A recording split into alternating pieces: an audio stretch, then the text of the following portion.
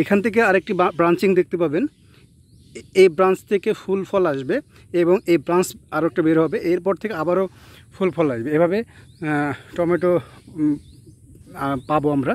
তো আরেকটি কথা বলে রাখি, এখানে গাছগুলো দেখবেন যে প্রচণ্ড গরম ছিল, গত মাসে প্রচণ্ড গরম ছিল, এই মাসে হালকা বৃষ্টি হচ্ছে এবং ইনশাল্লাহ আমাদের এই খরিফ 1-এ যে গ্রীষ্মকালীন টমেটো আপনারা দেখবেন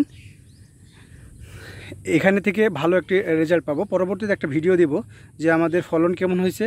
আজকে আপনাদের দেখালাম যে আমাদের টোটাল যে টমেটো চাষাবাদের মাটিতে কিভাবে টমেটো চাষাবাদ করা যায় এই পদ্ধতি আপনাদের বললাম।